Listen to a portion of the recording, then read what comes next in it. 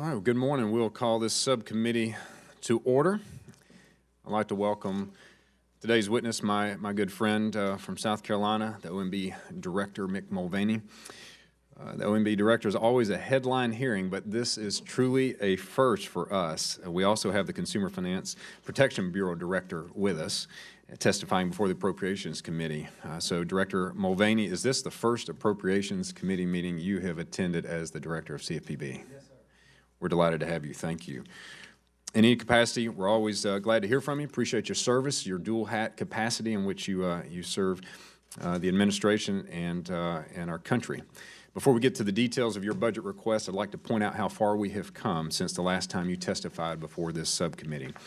2017 was a great year of accomplishments, and I know you played a big role in moving the administration's pro-growth vision forward. The results are making a real difference for American families, for my constituents all across the board here. For example, unemployment 17-year low, 2.5 million new jobs have been created since President Trump took office and you took your capacity, your new role. Wages are growing at nearly 3%, and that's the fastest growth in almost a decade. Small business optimism is at a historical high level, and we all know this just didn't happen by accident. This happened because Congress, the administration, yourself, we all worked together to reform the tax code for the first time in more than 3 decades. And it's happened also because we've slashed nearly 1,500 unnecessary rules and regulations. It's happened because we freed businesses, big and small, to grow, to thrive. And Director Mulvaney, let me just say thank you. Thanks for your important role you've played in all of this over the last several months.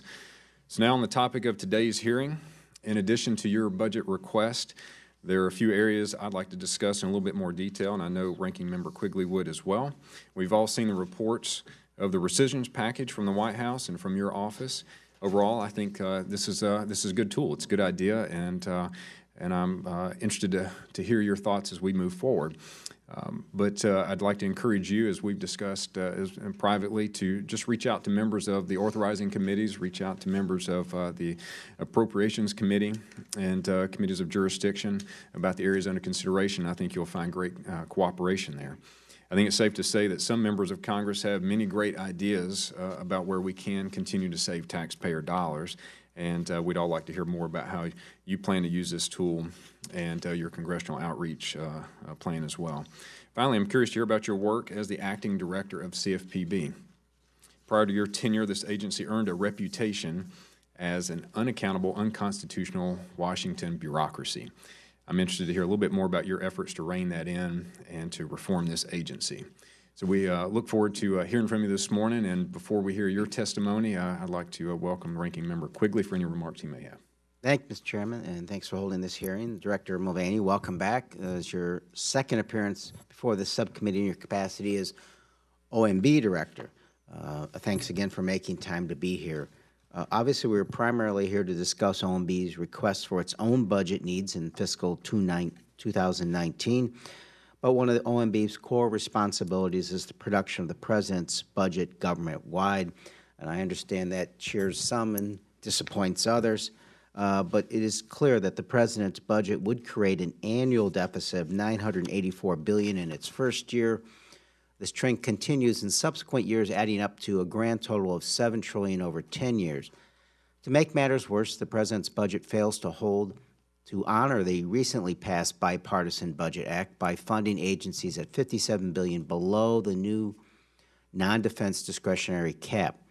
It's easy to write off the importance of a category within the title of non-defense discretionary, but just so we're all clear on this category of funding, where your budget cuts more than $57 billion below the cap, is where one finds resources for activities including veterans programs, law enforcement, diplomatic operation, education, research. In effect, this is precisely where the government is poised to invest in the very efforts that boost jobs and improve economic security. And yet your budget seeks $103 million for OMB, a 2% increase above 2018. This after your agency received a 6% increase, by far the largest growth in salaries and expenses across all agencies in the entire financial services bill. By comparison, the salaries and expenses account was cut by 10% for the Department of Treasury, 18% for the Federal Communications Commission, 2% at the Federal Trade Commission, 13% at GSA, and the list goes on. In your testimony, you suggest that your request reflects belt-tightening since compared to 527 FTE at OMB in 2010, your request of 493 is a significant reduction. But that's not actually a fair representation. While President Obama was in office, you were serving in the House. The FTE numbers at OMB dropped to an all-time low of 457 thanks to the refusal of congressional Republicans to provide adequate funding. In fact, you yourself voted for bills that would have cut it even below that level. Yet as of 2018, you expect to be back up to 487, fully 30 FTEs above the level in 2013 and 14. And now you're asking for 6 more FTE. Meanwhile, your budget requests for other agencies under the jurisdiction of the subcommittee includes cut after cut to agency administrative budgets and staffing levels. And that's just the FSGG subcommittee. Director, while you leave $57 billion on the table, which, by the way, was passed through Congress on a bipartisan basis and signed into law by the President, these are just some of the significant activities and functions that are eliminated in your budget requests. The Legal Services Corporation, the National Endowment of the Arts, the National Endowment for the Humanities, the Corporation for Public Broadcasting, the Global Climate Change Initiative, the Manufacturing Extensive Partnerships, the Rural Business and Cooperative Services, and the Economic Development Commission. But we look forward to discussing these and other issues with you today. Thank you, Mr. Chairman. Thank you, Ms. Quigley. Director Mulvaney, you are recognized to brief us on your testimony, and then we'll look forward to asking a few questions. Mr. Chairman, thank you very much, as always, for having me. Ranking Member Quigley, it's good to see all my former colleagues again. By the way, to your opening point about have I ever been here before as the chairman or the director of the Bureau of Consumer Financial Protection, which, by the way, is the formal name of the CFPB. The CFPB technically doesn't exist. We've tried to start using BCFP instead of CFPB. It's very difficult to do, but the actual name of the agency, the Bureau, is the Bureau of Consumer Financial Protection. And no, director has never been before any appropriation committee before because the Bureau is not on appropriations. So I look forward to maybe talking about that some today. Real briefly, I'm not going to read my opening statement. You all have seen it. I know we get a chance to talk about it at your pleasure. I will point out that we are asking for a small increase from 101 to 103, so just under 2%, much of which is going to be directed to the Office of Information and Regulatory Affairs. We can talk about that. We can talk about the ITAR budget. I do want to raise 2 specific issues, which I do address in my opening statements, but I want to draw to your attention. Number one is to thank you for the what we call the TMF, the Technology Modernization Fund. You all put a bunch of money in there. We really appreciate that. This is, I think, a very innovative program where we have a group of folks from all over the executive branch who get together and essentially we have a competitive process where we'll pick programs that we think might actually work, and we'll spend money on those to try and update our IT. I encourage you folks to continue your oversight of that. We'd be happy to share information with you. We think it's one of the most innovative programs that we have come up with together, the administration and the Congress. So we look forward to keeping you all abreast of the progress there. The other is to draw your attention to something that's not functioning as well, which is the Federal Building Fund. This is the money we use for buildings. That's one of the rare things where the name is actually what it is.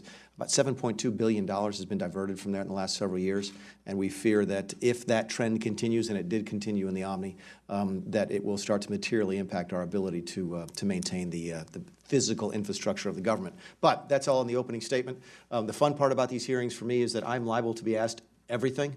Literally everything. You mentioned our FY19 budget. Mr. Quigley talked about the proposed FY18 budget where we sent to Congress, and in fact, I think we sent 2 different versions of it because of the various pivots and so forth.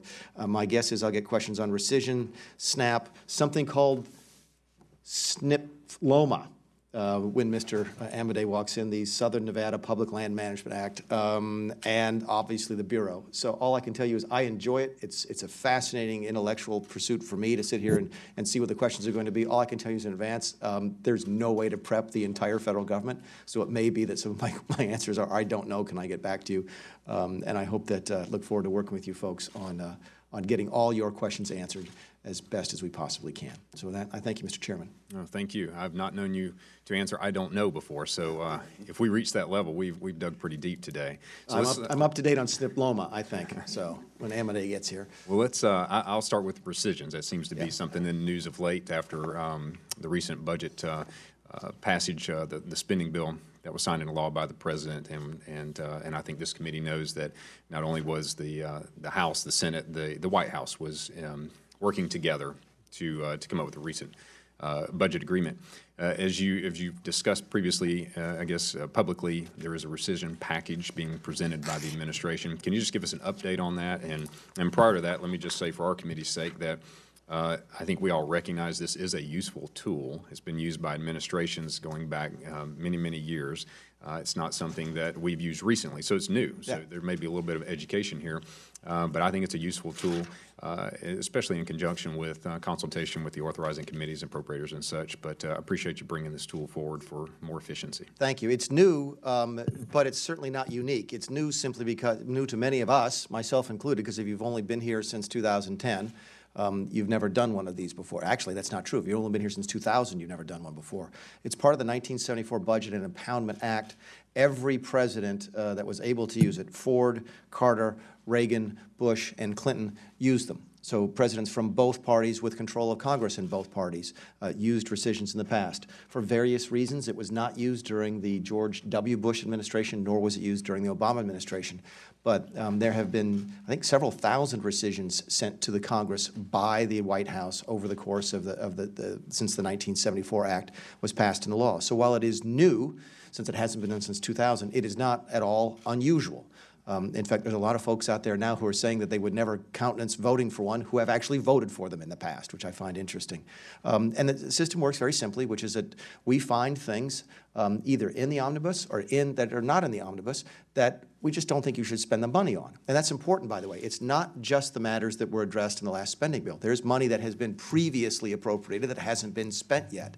These are carryover funds, they're zero-year funds, they're multi-year funds that we might look at and together say, you know what, even though we thought 4 years ago that was a good program to spend some money on, either we don't need to spend any more on it or our priorities have changed. And rescissions give you the ability to do that. So we look forward to working with both the House and the Senate to send those down. If we do, the process is fascinating.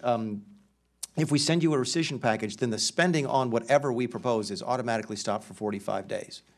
And then there are various ways for votes to be taken in the House and the Senate that bypass the ordinary rules. 1/5 of your body can require a vote in the House, 1/5 of the body can require a vote in the Senate, and it's majority vote in both bodies. So it's one of those rare things, again, under the Budget Act 1974, as we deal with reconciliation, for example, that only requires a majority, a simple majority in the Senate. So it's a fascinating tool, a tool that's been used by both parties over the course of the decades, and we look forward to working with you, Mr. Chairman, and folks who's ever interested in maybe bringing some sanity to the spending to see what we can do together. Can you give us any sense of timing? Is it one package, or is this something that can be done throughout the year? Is it tethered to a passage of a spending bill? No, it's not tethered to the passage of a spending bill. The only limitation seems to be that we cannot send you the same rescissions twice. We could, I guess, in theory, send you 1,000 separate rescissions, which we are not going to do. But we could send some now, some a month from now, some later on in the fall. Again, that just depends on our discussions with you folks and our own internal discussions as we sit there and try to figure out what would be the appropriate things for us to send down for you folks to consider to rescind on spending. And timing? Hope to have something here in the next couple of weeks. I know that where we don't have any big House breaks again until the 4th of July, so there's a chance to do a good bit of work with the House at least between now and the summertime. Great. Thank you. Mr. Quigley. Thank you again, Mr. Chairman.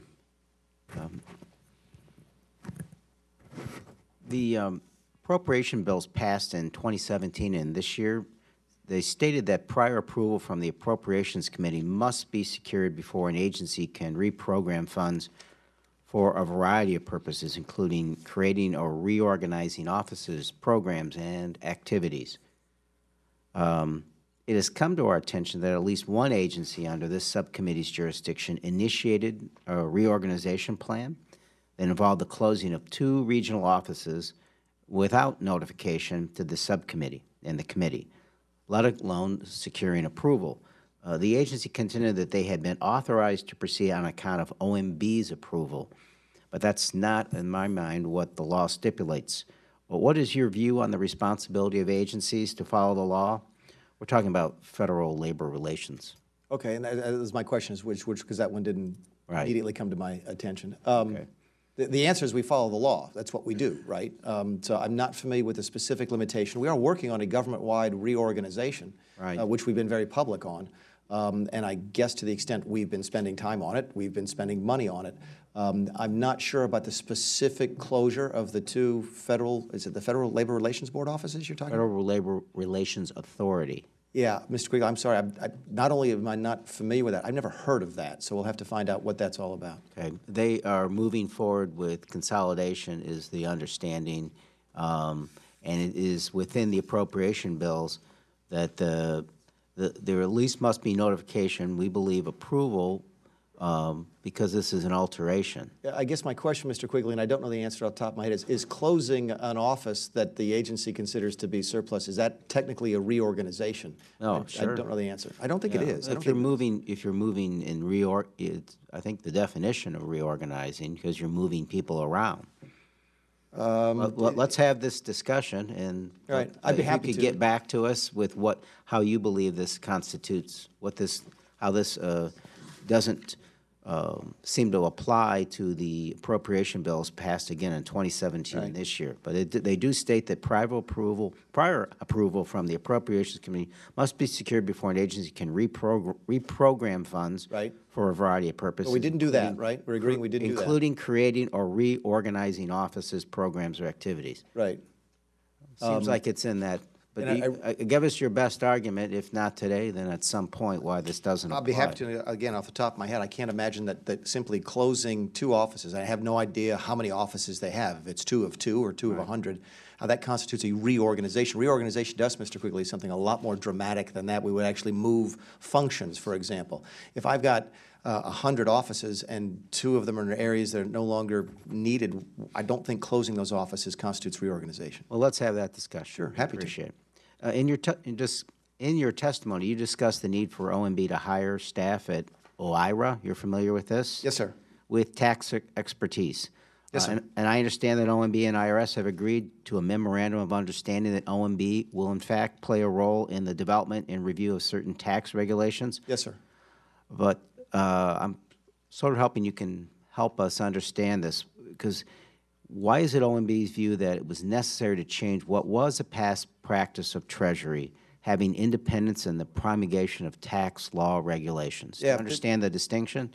I don't know what the distinction is. I'm happy to explain the memorandum of understanding with Treasury and why it leads to the need for additional personnel, if that's your just question. because the point being the IRS already had the personnel in place with this expertise, and that's how we did it before. Fair enough. Well, that's how you've done it for a period of time. The possibility of duplicative actions. No, in fact, it's the exact opposite is the truth. This goes back to, I think it's a memorandum of understanding or agreement between Treasury and OMB that dates to the 1980s, and what it did is sort of move part of Treasury out of OIRA oversight for a variety of reasons, we think, and Treasury tended to agree, because again, we worked very closely with Treasury on addressing this situation, that the practice had grown beyond the intent of the original memorandum of understanding. Here's the classic example I use, Mr. Quigley. One of the functions of OIRA is the cross-cutting, the cross-agency analysis that we do on regulations. If Commerce passes something or wants to do a regulation, propose a regulation, there may be a circumstance where that impacts, say, I don't know, the Department of Interior. Commerce is not set up to sort of share its information with all the other branches, all the other agencies in the executive branch. OIRA, OMB, performs that function for them. Treasury is no different. Treasury may be doing something that's impacting commerce, but Treasury is not organically set up to sort of do that cross-cutting type of analysis. OIRA is, and that's what we brought in. And that's one of the reasons we were able to reach that understanding with Treasury, because I think they acknowledge the value of that. Again, this was a voluntary agreement between Treasury and OMB. Thank you. My time is up. Thank you. Mr. Stewart, and then Mr. Cartwright will be next. Thank you, Mr. Chairman. Mr. Mulvaney, good to see you. Hey, Chris. We're proud of you and the work you're doing. You're in the fight. I know it's not easy. It's fun. But you're doing a great job. The chairman said he didn't think you'd answer any questions with "I don't know." Can you tell me, Mr. Mulvaney, when is my birthday? Oh, I have. I'm going to blame my staff for poor prep work on that, Mr. Stewart. So, Mr. Chairman? I know Mr. Amadei's birthday because he didn't have one. He was sort of just hatched. So I did say I haven't known him to answer that way. I'm glad. That is now new. That is new. Again, Mr. Director, CFPB, BCFP. BCFP, yes, sir. We'll try and comply with your new acronym for that. I think, and I'd be surprised if you don't agree with me on this, I think it's one of the top 2 or 3 worst pieces of legislation ever written. And it's a good illustration of something that we've seen, and that is in the heat of a moment, don't tell me your staff just... July 15th. Very good. Interestingly, however, did not put the year, so we saved you that one. Yeah, thank you. It's obviously, it was many, many years ago. Again, it's a piece of legislation I think is a great example of when we legislate after a crisis, many times we overreact. I think the Patriot Act is a good example of that. Rather than being thoughtful, I think the CFPB and some of the other Dodd-Frank legislation is we overreacted after a very emotional and what some people call a crisis, and it was no question a dramatic event. And I think in those instances, it's a good thing to go back and see if we can moderate or improve some of this legislation. One of the problems that many of us have with the BCFB, thank you, is that it's not accountable.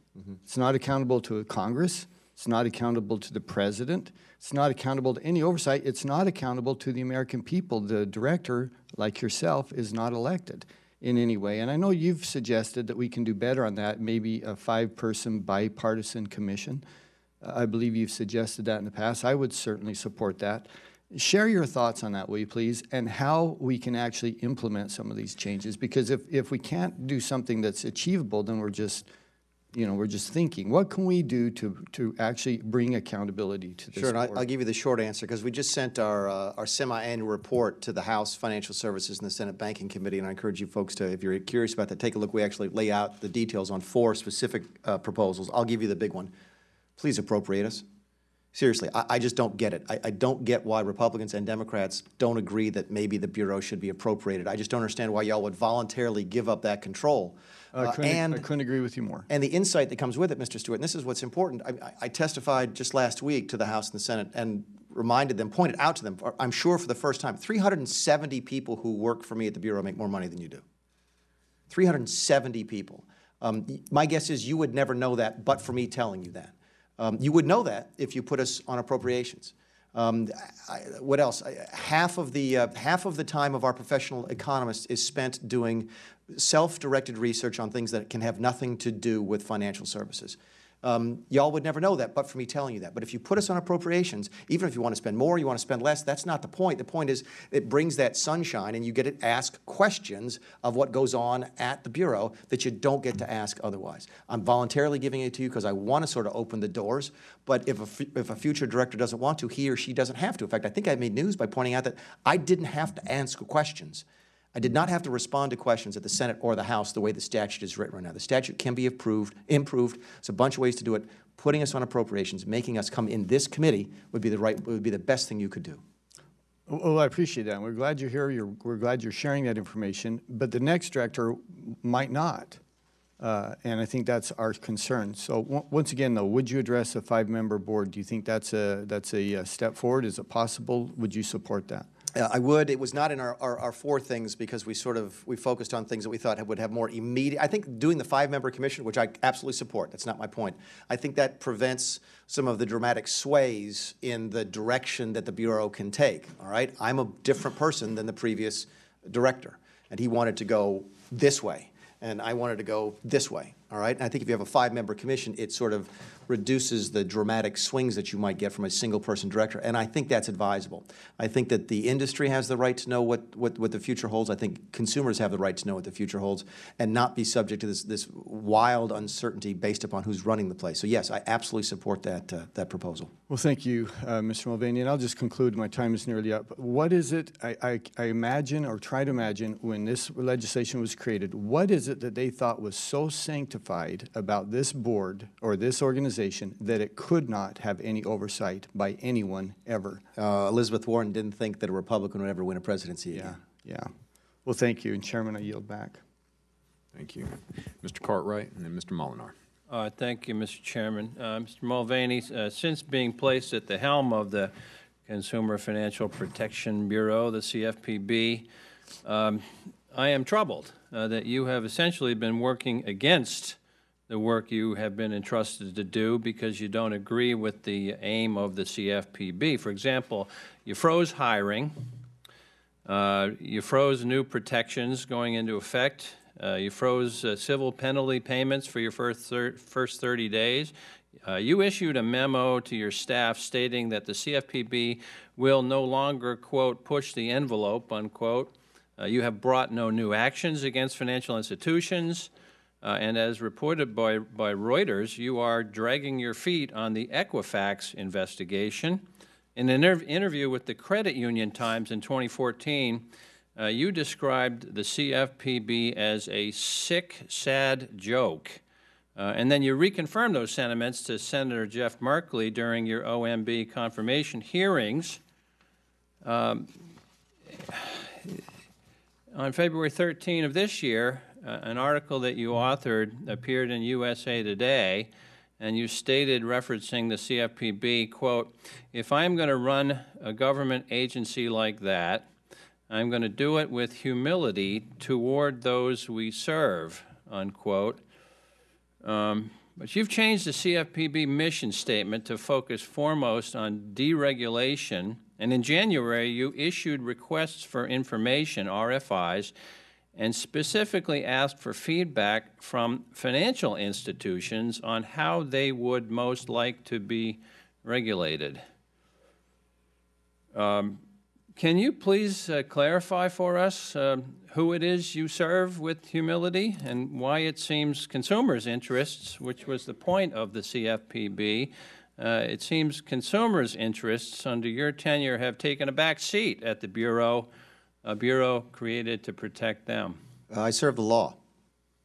I serve the statute. That's what I do. That's what a member of the executive branch does. I execute the law. I can go through these very quickly if you want to. We didn't freeze the civil penalty fund for 3 days. I think we did it for about 24 hours, just so I could figure out where the money was going. Yes, you did. You froze it for 30 days. No, sir. Actually, I think we made the payments right after I was there. The end of I was appointed November 22nd. I think the first checks went out November, the end of November, first week in December. And I approved them the second or third day I was, first or second day I was there. The data collection freeze, I haven't talked about that. We do have a cyber problem over there. No new actions. That is a true statement. Mr. Cordray didn't make any from his first 6 months. We have pursued 25, and we have about 100 ongoing investigations. The Reuters article is just flat out wrong, which anybody could look at, could confirm by simply looking at Equifax's 10Qs and 10Ks. My conversations with Mr. Merkley are always a lot of fun. The mission statement did not put dereg first and foremost. We simply added it because it's in the statute. The statute says we are supposed to look for overly burdensome regulations and so forth, and that had never been in the mission statement for some reason in the previous administration. So we added that to the mission statement because it's in the law. We serve the law. Y'all make it, we execute it. That's the way it's supposed to be. How are the American people supposed to have faith in your ability to lead the CFPB when you are actively trying to transform this agency from a watchdog for the American consumers into a lapdog for the financial institutions they're supposed to regulate?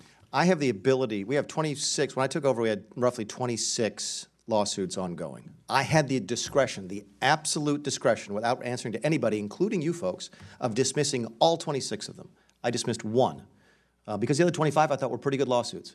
And we were actually executing the law, going after bad actors, which we will continue to do under my leadership.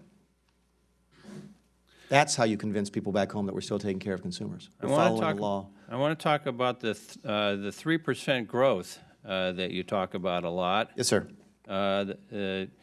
You've said you've warned Americans not to trust headlines bellowing slower growth and a stalling economy, or projections saying sustained 3% growth is unreasonable. Right. As you know, the CBO, the Federal Reserve, and reputable private economic institutions have stated that 3% growth, and we all want that. We would all love that. But these reputable sources have said that should only be expected for the next 1 to 2 years, and that growth will settle at around 1.9% for the following 8 years.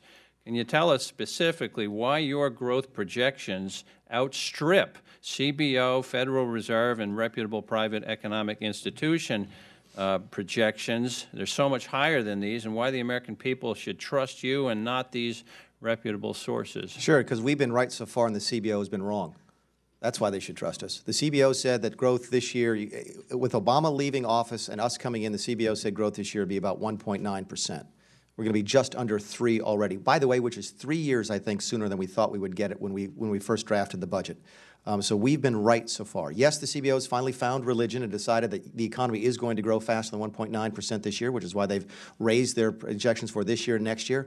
But then the year after that, they fall back into the same mistakes they made before of assuming that 1.9% growth is the new normal. We absolutely reject that. Why do we think it's sustainable? Because we've done a lot more than just lower marginal rates. I would argue to you, Mr. Cartwright, that lowering rates like the Bush administration did in the early 2000s, is a short-term boost to the system. It's a sugar high.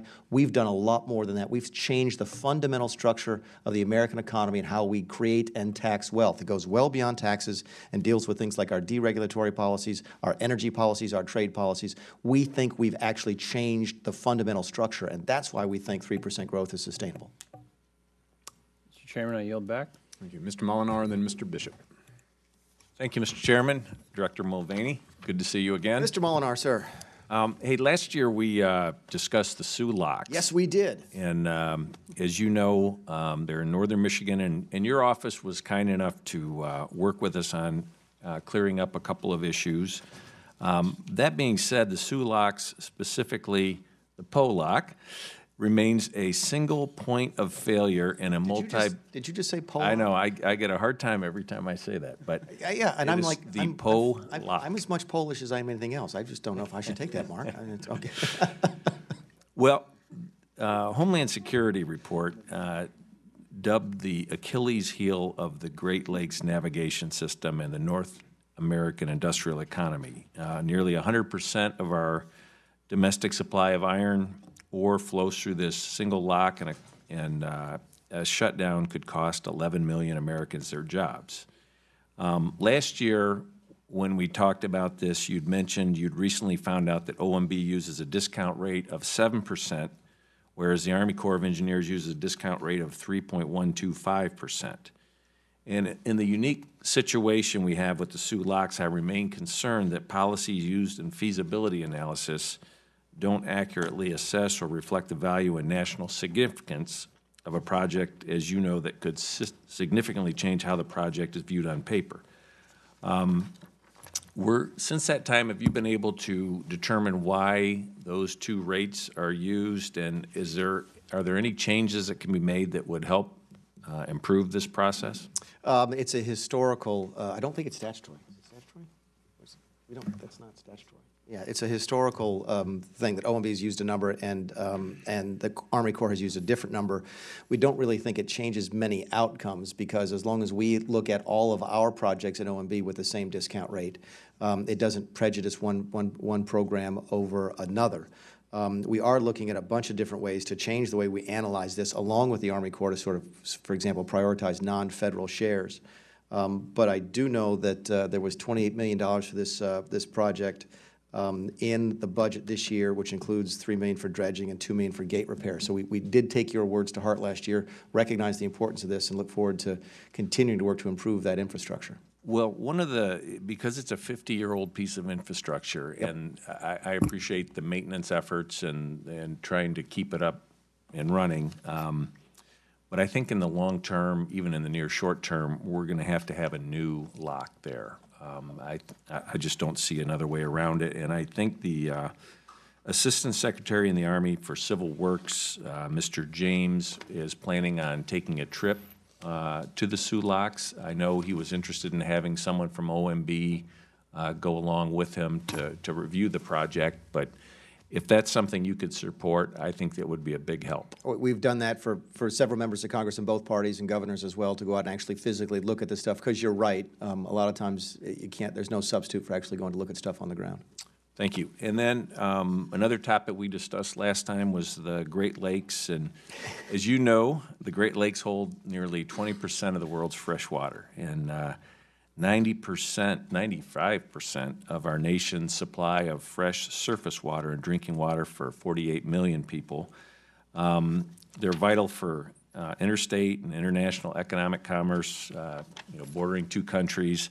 Last year, I had asked you about, what you saw as a federal role in support of the Great Lakes. I know in the budget, it didn't really reflect too much support. And in the appropriations process, we've been able to fully fund the Great Lakes Restoration Initiative. But I was disappointed to see it was a 90% cut again, and I'm just wondering if you're able to take a closer look at the Great Lakes Restoration Initiative and funding that. And we absolutely will continue to work with you. And the rest, there's a lot of delegations, obviously, that are interested in this because it does touch, 7 states, or I can't remember how many, that 90% reduction is actually not as much reduction as the previous year. When I was here last year, I was defending a 100% reduction. And I think one of the points that you made was that we had what was unique to the Great Lakes, at least unique in some fashion, was the international component. Yeah.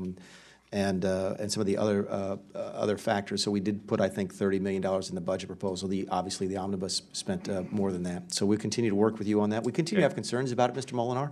But maybe the increase that we put in there last year as part of your inquiry should just signal our continued willingness to work with you folks. Thank you. And just one last quick question on the high-intensity drug trafficking areas. Yes, sir. Do you have a timeline for HIDTA grants and programs to be available? And what would be the best information I could get to law enforcement agencies who might be interested in applying? This is going to be really close to an I don't know. My understanding is that the grants are ongoing. It's not. There's some grant programs that fund all at one time. These are ongoing. Okay. So I don't know the best way to answer your question, but we're happy to get you some more details on that. Thank you. Thank you. Thank you, Mr. Chairman. Mr. Bishop, and then Mr. Yoder. Thank you very much, Mr. Chairman. Welcome, Mr. Mulvaney. I've got a couple of questions for you. The first one, the President's budget request for FY19 proposes to slow the frequency of step increases and instill a pay freeze for all employees in FY19, while increasing performance-based pay for workers in, quote, mission-critical areas.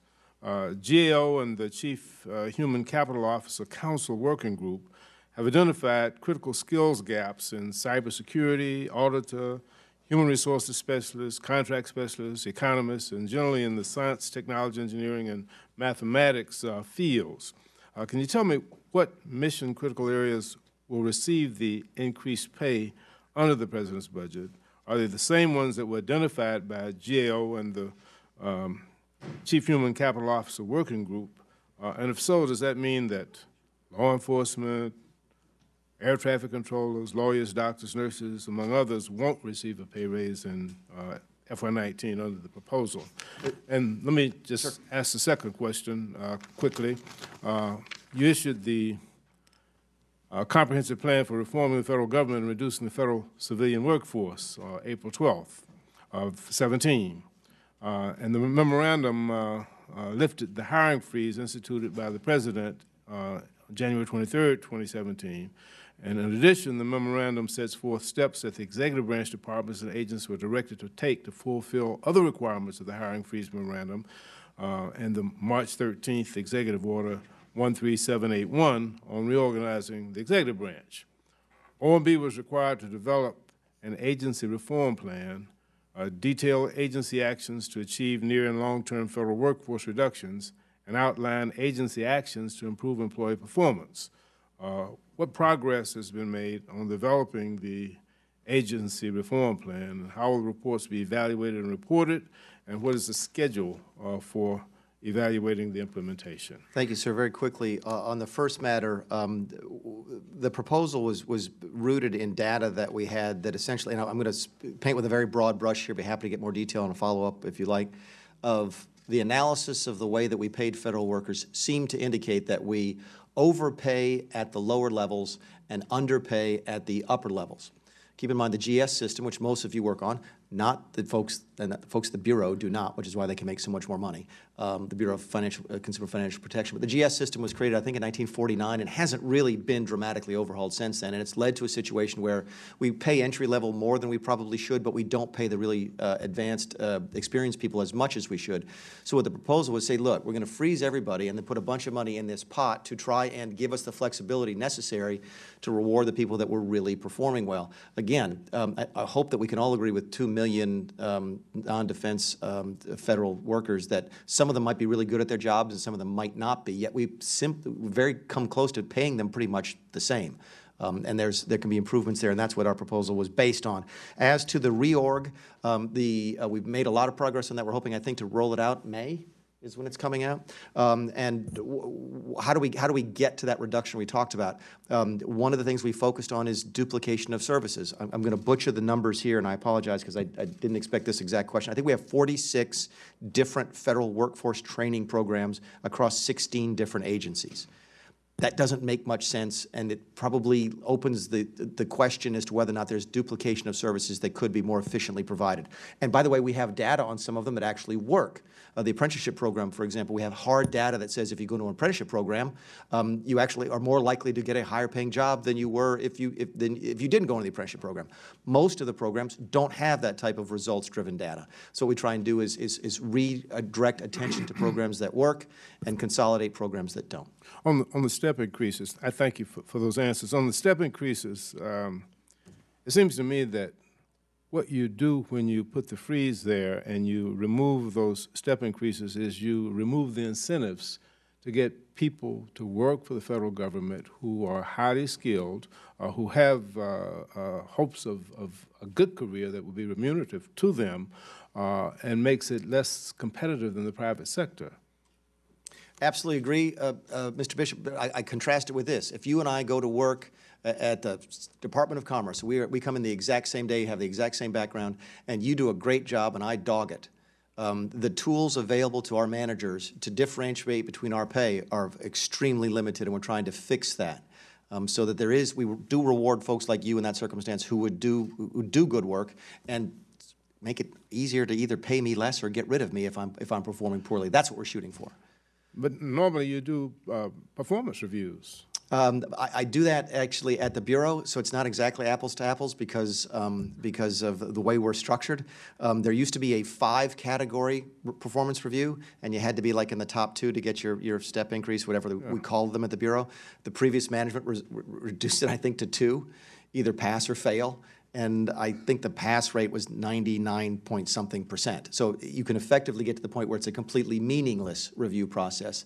And we're trying to avoid that. We're trying to reward the folks who do a good job, because that's what we can look the taxpayers in the eye and tell them is a good idea. You could have gone back to the five-step review process. And I'm not going to tip my hat. I have a collective bargaining agreement with the union. Of course, any changes we would make would abide by all of our agreements with the third parties and so forth. So yes, sir, we were going to look at ways to run the Bureau more efficiently. Thank you. Mr. Yoder and then Mr. Amadei. Thank you, Mr. Chairman. Director Mulvaney, welcome back to the committee. I note the dialogue we've been having this morning about the CFPB and some dissatisfaction that some members of Congress have with decisions that you've made at the CFPB. And this committee has actually been fairly bipartisan in its support for putting the CFPB back on budget, and even has had some bipartisan support for the 5-member board. And what I would suggest to my colleagues that are dissatisfied with your actions is that if we want an agency that is unaccountable to Congress and has been called the most powerful, most unaccountable agency ever created in the federal government, then depending on who wins the presidency, you're either going to love or hate what the agency does, and there's going to be very little consistency and very little predictability, and those problems are going to sort of, to the victor go the spoils. It would be much smarter for those who propose the CFPB in the first place to work with Republicans to reform it to make it an effective, consistent agency. So I just sort of leave those comments, and I think that there are real opportunities, and I'd encourage my colleagues across the aisle. I think we could really work together to reform and fix the agency in a way that might make both parties happier.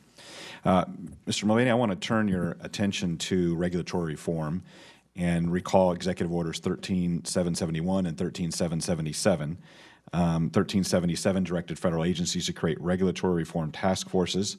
And my first question would be, have all federal agencies subject to this regulation successfully created their regulatory reform task forces? And if not, which agencies and how far are they away from completion? I think everybody has, Mr. Yoder. If that's not the case, we'll clarify that. But we've worked very closely. I'm trying to think off the top of my head. Everybody's been in my office with DREG ideas, so I imagine they put their tasks. I have not asked that specific question. We judge them more by their conduct, and they're all working on the issue. So I imagine they put them together, but I can clarify that for you. Okay, that'd be helpful. And then my second question is on Executive Order 13771 that required federal agencies to identify 2 existing regulations to eliminate for every new regulation that is promulgated by the agencies. Are all agencies subject to the executive order currently compliant with its requirements? And if not, do we know which agencies aren't complying and what steps are being taken to bring them into compliance? It may be, Mr. Yoder, that individual agencies are not compliant right now because what we told them we would do was look at them on an annualized basis. So we did not require them to do 2 and then 1 and then 2 and then 1. If you wanted to create a new one and then after the fact get rid of 4, that was fine with us. We didn't want to micromanage how they did it. And keep in mind, sometimes you have to put out a new regulation to fix an old regulation. And is that a deregulation or not? So there was a gray area there. We tried to give them the flexibility. But they all know by the end of the year they have to be the 2-to-1. The good news is, I think the last time I looked at this, writ large, we were 22-to-1. We were 16-to-1 for a while, and then 22 or 23-to-1 after that. So we're exceeding those targets without question.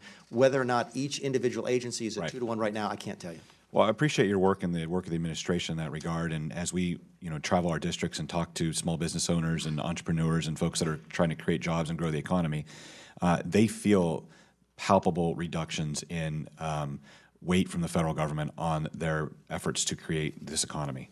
It's noticeable. We hear about it in the district, and I think I'd love to see what numbers your administration's churning out in terms of the economic results of that. Do we, the correlation that we're seeing? Most Americans now, their second biggest line item in their budget is the expense of federal regulation. I don't think most Americans realize how pervasive it is in everything they do, from buying groceries to buying a house to clothes for their children to paying for healthcare expenses. And so that hidden tax is really a regressive tax, hitting the poorest of our constituents the hardest because it's a much bigger portion of their income. And so when we look at things like the Clean Power Plan, one of the things that the left conveniently leaves out is who pays for it, right? And the poorest of my constituents, which their electric bill is the biggest part, maybe one of the biggest bills they pay, are going to pay for that. The richest of my constituents, they don't really even notice those expenses. So these regulatory costs, I think, are a critical part of what you're doing when it comes to tax reform and the tax cuts that many working families in our districts most working families in our districts are receiving. But the regulatory reform is one that we need to continue to press on. You make an excellent point, and I've often told the story, I think you and I have talked about this before, about everyone tells the story about how when you wake up in the morning, you turn on the lights, you're taxed. You go to the refrigerator, you're taxed. You turn the water on, you're taxed. You get on your cell phone, you're taxed. You get in your car, you're taxed. That same thing throughout your entire day can be said about you're regulated, and that adds additional cost on top of the tax. To answer your question, I don't think we've got really solid data yet on the individual contribution of that, but I will point out that the economy turned around before we passed the tax bill, before you passed the tax bill. And that is in large part, we think, attributed to the deregulatory agenda of the administration, things we're able to do before taxes to jumpstart the economy even before we expected to. Well, I can tell you I haven't had many constituents come up and say, I wish I had a new federal regulation that came from an unaccountable bureaucrat to respond to, in which I don't have the personnel to handle. That conversation's never happened. But I have had, as my colleagues will say, hundreds, if not thousands of conversations or contacts from constituents who've said, this is making it harder for me to do my job. This is making it harder for us to provide customer service. This is meaning our small bank's going to have to close. This means that we may not be able to keep our lights on. And so we all, I think, need to agree in a bipartisan way that those regulations have a cost on people, and your relief of them is helping the economy in many ways, maybe more than the tax cuts, in a way that people don't necessarily recognize. So thank you for your work there, and I'll yield back my time. Thank you, sir. Mr. Amadei and then Mr. Young. Thanks, Mr. Chairman. Morning, Mick. As you can imagine, my questions might center more on the state of residence of the true superstar of the Mulvaney family, which is your brother. He likes to refer to it as re-yes, not re-no. Okay, okay. Hey, the short part first. You have for the second For those of you who don't know, my brother is one of his constituents, which frightens me to death, but that's fine. Which is a fact that I try to lever every chance I get. Thank you for disclosing that, Mr. Director. So for the second year in a row, you've proposed in your budget stripping the unappropriated funds in the Southern Nevada Public Lands Management Act. And I don't want to spend much time on it, just that I have, when all else fails, read the bill. And so I would like to ask for a follow-up in terms of, I get balancing the budget and things like that, but what OMB thinks is the authority for stripping those funds based upon a reading of the act, which says here's what you can use the money for.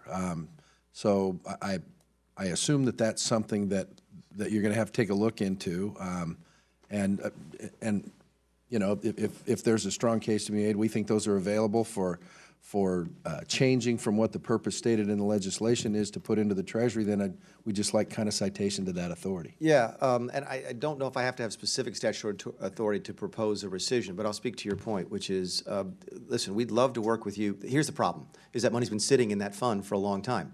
Y'all have done some really good work. I've got some notes here. I think you've spent like $3 billion on this program already, which is great. It's worked to that point, but there's like $600 billion that's been sitting there, and some of it's been sitting there for several years. So we'd love to work with you on figuring a way to use it properly. The one criticism of the plan is that y'all have run out of good projects. So let's work together to find good projects so that you can use the money. If not, we'll go back next year and ask for it to be rescinded again, just because I'm not in the job of letting $600 million of money sit around and not be well used. And I appreciate that, and I'll look forward to that. But just for, it's like, so if there's some authority, you say, listen, I think it's general authority, whatever it is, I'm not suggesting what the answer is, but whatever the answer is, we'd kind of appreciate that offline. I want to draw your attention to an interior account that deals with the Bureau of Land Management specifically. And you and I had talked about it, and it's my fault that I haven't followed up on it since, but I will with your staff. You gave me the name of a person. But I want to paint a picture for you. And that is, unlike no other state in the nation, the Bureau of Land Management controls the vast, vast supermajority of the state, somewhere in the mid-80s. And so I try to bring that point home by saying this.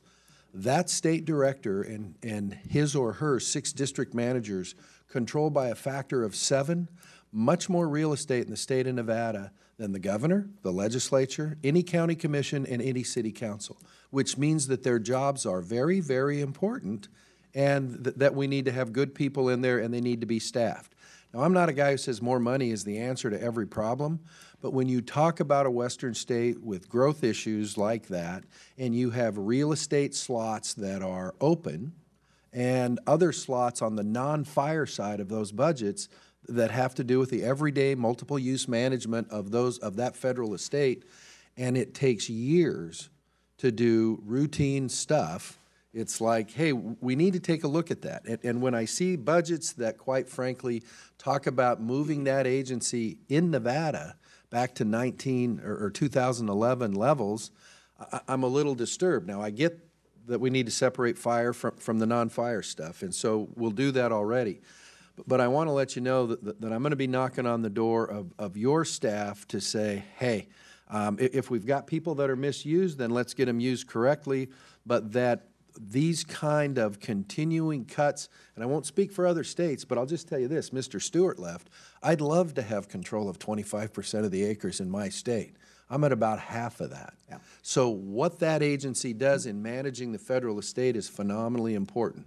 So we're going to be coming to you as we go through this process and go, and we've done some stuff 10 years, we've looked back 10 years, we've looked at the last year, that sort of thing, to try to sensitize OMB as well as the budget folks, the Undersecretary for Budget Purposes at Interior, to go, hey, we need to look at what the mission is here. Is it resourced properly?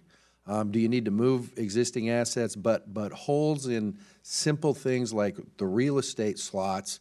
And as you can imagine, the 2 urban areas of the state, Las Vegas and Reno, when those district offices are down on staff and it takes them 2 years to process a routine right-of-way request in an existing right-of-way, now that may be some organizational issues, but I know when there's empty slots, there's also some resource issues.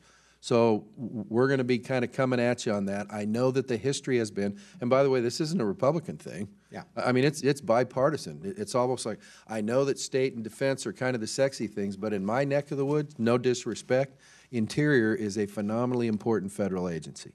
Well, and I appreciate the work you've done with me, including when I was in this chamber as one of your colleagues, on educating somebody from the Southeast where the federal government owns almost none of our land.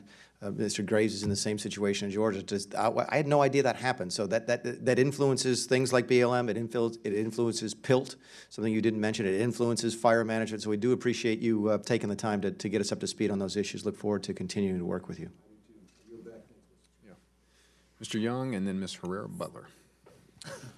Thank you, Mr. Chairman. It's good to see you, Director. $20 trillion in debt. Both sides are complicit in this. 21. 21. Thank you for that, for clarifying. Sorry. Yep. It's realistic. It's reality. That's where we are. And we talk about the next generation, handing that down to them. We're probably 10 generations down what we're doing to the future of this country.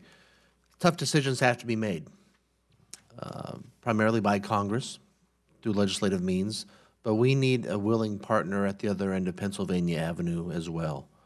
How are we doing in convincing the President and your colleagues in the administration that we need to come to the table to really make these tough decisions? And they're going to be tough decisions, but we have to make them. Thank you for that, Mr. Young. I encourage you to take a look at the budget. I know you probably have, but look specifically at the proposals we made in mandatory spending. We come under criticism sometimes because people accuse us of not looking at mandatory spending, what some people call entitlement programs. And nothing can be further from the truth. When the President ran, he said he wasn't going to change your Social Security and your Medicare, and we don't. But we've made some really good proposals on how to change, for example, Social Security disability insurance, how to fix payments in Medicare to non-Medicare folks. I had no idea until I got in this job that we use Medicare money to pay for graduate medical tuition. We use Medicare money to pay hospitals for delinquent accounts from folks who didn't pay, who aren't on Medicare. So there's a lot of abuses of the system where money is siphoned off into other things. We propose to fix that. Those are big things. The budget actually, the budget that we sent up last year is the largest proposed reform of mandatory spending in the history of budgets. So we look forward to continuing to do that, because you're absolutely right. A dollar's a dollar. We have to look for everyone that we possibly can, and you're absolutely right. You can't get $21 trillion in debt without both parties being complicit. We look forward to being part of the solution and to working with you and the Democrats, if they like, on doing just that. You and the President have a pretty powerful bully pulpit, and I would ask you to, exercise it on this issue as often as you can. Yes, sir. Regulations. I introduced a bill. Well, first of all, you talked about your budget that you released. Thank you for that. You have to do that annually. It's the law. I love the fact that at the end of the budget, you've got a list of all the folks who worked on the budget. You got their names there. They own it.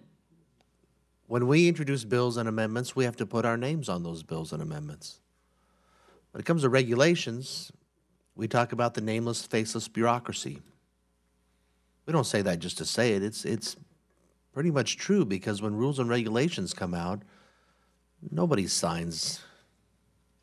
The many, many people who work on those and issue those, we don't know who they are because they don't sign their name to it. I would just ask you, again, to look at a bill that I introduced, H.R. 1460, the Fingerprints Act, which says under any administration, any rule or regulation that comes out, the people who work on it and write it, they got to write their name on it and their title. And I think that can be done, because when you do that, when you own something, you're going to offer a better product, because if you don't, they know where to go. So there's a transparency there, and it's accountability as well. And I think this is something that you all could do administratively if you really took a look at it. And I would ask you just to That's a great idea. By the way, notice. thank you for the comments about the Office of Management Budget. I would love to take credit for that, but that is a long-standing tradition at OMB. I'm pretty sure it's not statutory. They want to do it. They're proud of the work that they do.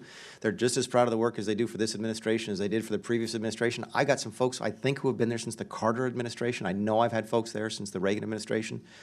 They are good bureaucrats. I know that word has come under a lot of pejorative sort of attack, but they're good folks, and they take pride in their work. But you're absolutely right. There's no reason we could not do that voluntarily at every single agency, and I will mention that to the Cabinet. And on the budget, they put their name on it because they're proud to own that. Yes, sir. And they want to let people know. So thank you very much.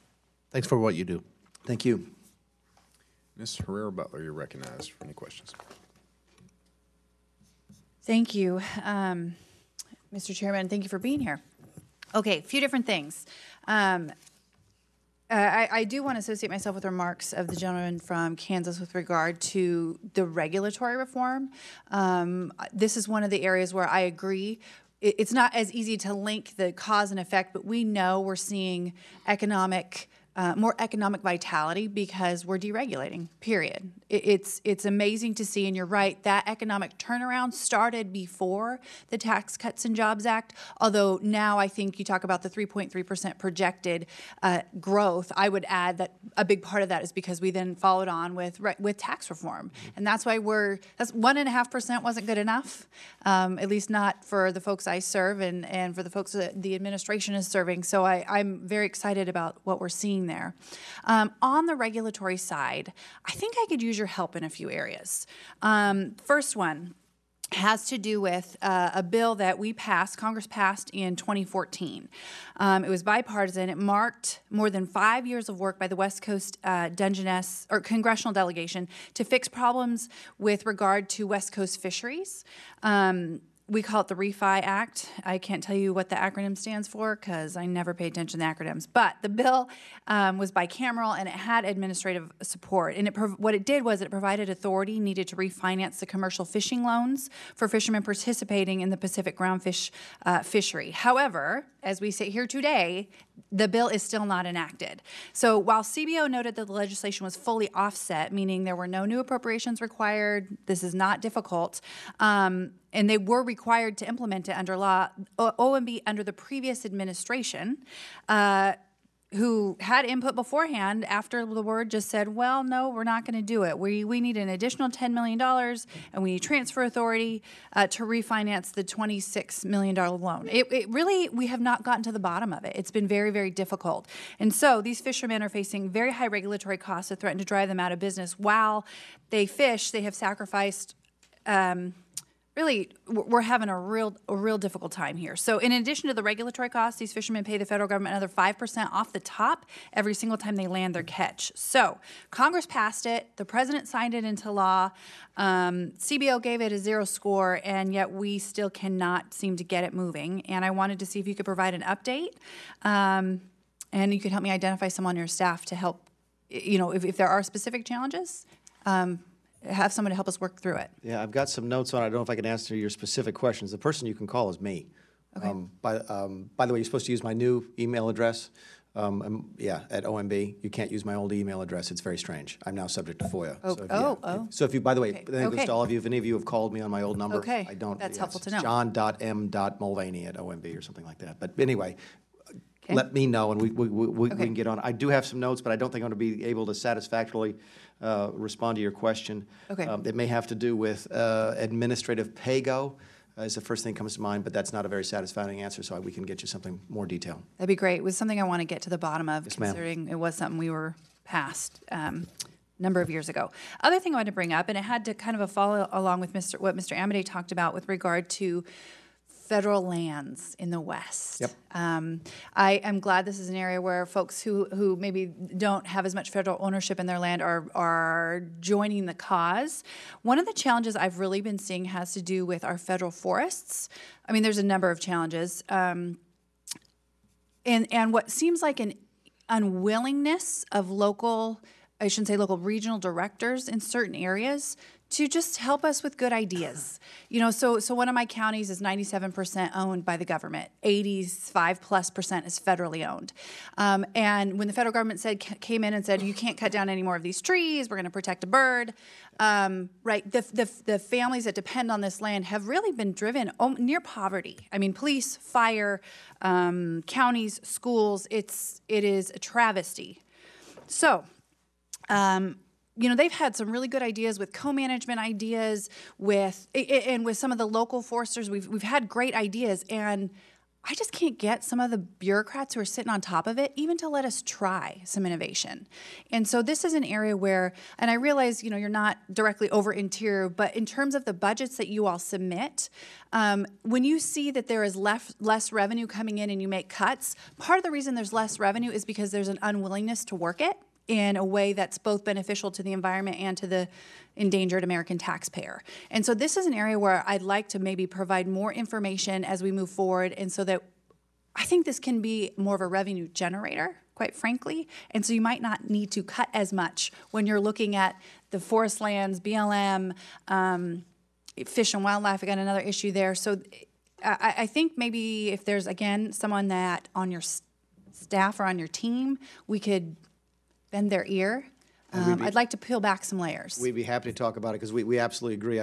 There's no reason for any folks to know this, but when we set up the supplemental on the forest fires, I guess it was last fall, we included a bunch of land management reforms because we know that if you don't fix it, you're just going to have the same problems again Exactly and right. again. I have talked to Secretary Zinke about this generally. There's a lot of stuff he wants to do. There's some stuff he can do administratively, but a lot of stuff is going to take statutory change. So we will look forward to working with you on trying Absolutely. to get the necessary legal changes. Tell us what tools you need. And I've said that to him as well, and I know there's a lot going on, but just, I know you guys put together the budgets. So Yes, ma'am. You got it. important Look to be forward on to the doing same that with page. you. Thank you. Yield back. Director, we may have a few more questions. I think some members still have some interest. And I'll start off. I was intrigued by your comments earlier regarding the CFPB and your directorship there, and that you're not required to appear before the Appropriations Committee. There is no oversight. There is no accountability. But you seek that, and which is against your own self-interest. So I applaud that. Actually, it's a little deeper than that, Mr. Chairman. It's not that I don't have to appear before the Appropriations Committee. Okay? The statute very specifically says that I shall appear before Congress twice a year, twice in the House, twice in the Senate, so 4 times, and that I shall appear. That's it. Not Okay? respond, not If you look at reply. other sections of Dodd-Frank, other directors of other agencies and bureaus and so forth have to appear and testify or appear and answer questions. I just have to appear. So I would suggest to you, as I suggested to Mr. Henseling and Senator Crapo, that I could have come in, made my presentation, kicked back my feet up on the table, twiddled my thumbs, and not answered a single question. Obviously, I didn't do that. I stayed as long as they wanted to. We didn't even do a hard stop. But ask yourself in the future, what if a Republican comes in? Are you going to be satisfied with that? Or if a Democrat director comes in, are y'all going to be satisfied with that? The bill was written very quickly. I can't remember who it was who said that bills that we do in response to maybe Mr. Stewart, to emergencies are sometimes not our best drafting efforts. This thing can be fixed and can be improved, and that's one of many, many examples. And I think it's in the best interest of each of our constituencies to have accountability, whether we like or dislike the direction of the agency, to have that oversight, that accountability. So assuming that our efforts, that Mr. Quigley and I and others can come together and agree that in a bipartisan fashion that you should be under our under appropriations as you have personally requested, what would you request in fiscal 19 if you were to present your budget to us? What would I think the number that we put in was 450 and change. We're running it right now at just north of 6. I think 450 would take us back to 2015 levels. I don't think anybody was complaining that the CFPB wasn't doing enough in 2015. And I think we could run a very effective agency at that level. 485 was the number that we asked for in 19. So someplace in that neighborhood would be the request. And is that something that you have seen in statute that we could do? Could we write that in this fiscal 19 appropriations bill? I've not seen anything that says you cannot. My guess is because the statute right now, the statute contemplates that we take money from the Fed to run the agency, then we have the ability to come and ask you for appropriation. I see nothing that says you can't appropriate on the front end. Y'all, in fairness, appropriate unauthorized programs all the time. So even though you're not authorized to do that, you do it. The State Department has been authorized for 2 decades, I think. So I think you absolutely have the ability to do it, and would look forward to chatting with you about that. So it's very possible we could appropriate, which would different topic. There's been a lot of discussion about CRAs, about some previous, I guess under the previous director, Mr. Cordray, had passed a few regulations or had pursued some in the small dollar credit area. I know there's a CRA by Dennis Ross that has bipartisan support in the House, which is rare when it comes to a CRA. Can you tell, and I know you're familiar with it, Yeah. Can you tell us a little bit about your thoughts about the CRA? Is that important that we pass that through the House? Does that impact your direction, and what steps are you taking currently if we work parallel? I love CRAs. As a bureaucrat, which for better or for worse is what I am now, I'm a member of the bureaucracy, I'm a member of the executive branch of government. I'm a bureaucrat. I run one directorate and one bureau, right? Clarity is my friend. Clarity, by the way, is your friend. Because if you leave stuff ambiguous, then I get to interpret it. And you might like the way I interpret it, you might not like the way I interpret it. And it would change depending on who's sitting in my particular chair. You give me clarity. You give the executive branch clarity when you pass these CRAs. Not only, by the way, a lot of folks don't realize this, not only do you undo that which has been done, but you prevent us from doing it again. And that sends a very strong message, which is the legislature has spoken, and we will follow the rules. Not only are we undoing what you did, don't go do it again. That's the type of clarity that I would appreciate as a member of the executive branch, because it also allows me to focus my attention on stuff that I actually should be working on. If you don't want me to work in an area, tell me, and the way you do that is by passing a law, and that's what a CRA is. So we welcome more of those, not fewer. What efforts are you taking internally to address this certain issue? Yeah, that was the last thing that my predecessor passed. In fact, he passed it quite literally on his way out the door. And I got there and asked her what my options were, and they said, look, it's too late to undo it, so we're not going to undo it. But it's completely within my discretion and my legal ability to give notice that we are going to reconsider the rule under the parameters of the Administrative Procedures Act, which is exactly what we are going to do. We're going to do notice, we're going to comment, we're going to collect data. It may be that I come to the same conclusion when reviewing the data that my predecessor did. It may come to a different conclusion. But we are going to follow the law. We have no preconceived notions about what we're going to do, but we're going to do it the right way. We're going to do it by the book, and we're going to follow the law. Thank you. Mr. Quigley, do you have any further questions? Yes, sir. Thank you, Mr. Chairman. Thank you, Director. As I ask this question, Mr. Director, I'd like your thoughts on the role you think OMB plays in overseeing agency resource practices, purchasing. Okay. You know, our FSG appropriations bill in Section 710 stated that the head of any department or agency appointed by the President may not obligate or expend funds in excess of $5,000 to furnish, redecorate the office, and purchase furniture or make improvements unless advance notice of such furnishing or redecoration is transmitted to the Committee or on Appropriations. Obviously, Monday, the GAO found that the EPA administrator had violated that 2017 omnibus spending bill. We're aware of a whistleblower at HUD discussing this, and Secretary Carson has been before other subcommittees discussing this, but they don't seem to be episodes standing in isolation. What role do you see OMB playing in overseeing these functions? We're actually involved in that process. We're aware of the GAO report at HUD. We're aware of you didn't ask the question, we're aware of a similar GAO report at EPA, and we will investigate them. We take the anti-deficiency statute very, very seriously, and if they've been broken, we'll follow the rules. We will enforce the law, and we'll do so in a transparent fashion, Mr. Quigley. I'm not interested in covering for anybody else. And where are you in the process in those investigations? That I don't know. I know we just got the GAO thing. I was more prepared about the EPA because we just got that report this week, and I know we have not started our work. Have we started? Either we have not or we have just started our work on that. I'm sorry. Take your time. On which one? The EPA report, the GAO report. Okay. I don't know where we are on the HUD one. It's a little bit older, so my guess is we're already into that one, but I can get back to you on that. And in your mind, what are the remedies over the repercussions as you go forward with this under the rules as you see them? HUD procurement did not happen? It wasn't a procurement issue? Oh. I know. I'm aware that he stopped it. All right, that's fine. That's why I didn't know about HUD. Okay, so since that one didn't get, again, the anti-deficiency statute, what is it? It's spending money that is not appropriated, and since HUD didn't actually spend the money, it doesn't fall under the anti-deficiency statute. So if we were, let's speak more generally, to find an anti-deficiency statute violation, technically it's a criminal law. I don't think anybody has ever been charged criminally with a violation of the anti-deficiency statute. But we would talk to the lawyers and figure out what the appropriate statutory steps are that we are supposed to take. Again, we're going to be completely above board on this one. I'm not any happier about it than you are. Is there an education process that you see here? I mean, when you're obviously in communication with these agencies, is there, are you taking a tack now to put the others on notice that you they ought to be aware of this, but if not, here are the rules? I think there's a misunderstanding. I think there's a misunderstanding of the role of OMB. We don't micromanage every particular expenditure at every particular agency. We are involved in the appropriations process, in the apportionment process, and so forth.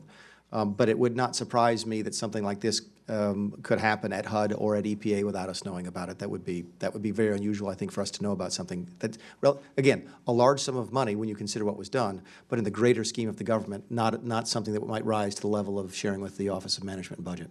But I guess just to be specific, it's not your belief that, given what you've seen here in these episodes not standing in isolation, does it make sense to let the other agencies know that you're concerned about this, and are you contemplating that? Let me answer it this way. Earlier on, we had some issues within the administration regarding the use of private air travel. And what we did there was, under the auspices of the Chief of Staff, was put out specific rules, guidelines, and also bringing to the attention the folks that the rules that already exist. There's rules on this. There's just like for me there are for you in terms of when you can buy a business class travel, when I could pay for business class travel. There are rules, I think they come out of OPM, on when we can do that. To remind people of those rules, to clarify those rules, and to the extent the administration wants to go further on those rules, which I believe we have, to let folks know about that as well. Thank you, Mr. Chairman. Mr. Yoder and Mr. Cartwright. Thank you, Mr. Chairman. Director Mulvaney, just a couple quick questions here. I've heard from a number of constituents concerned about the Medicare Durable Medical Equipment Program, including patients who rely on home respiratory therapy in order to remain in their homes. And unfortunately, the CMS bidding system for durable medical equipment has hindered the ability of Medicare patients to access these vital devices. Now, I'm aware that an interim final rule from CMS that addresses this issue is currently at OMB. The rule has been pending since August of last year. As you know, Congress included report language to accompany the FY 2018 omnibus urging that the rule is finished.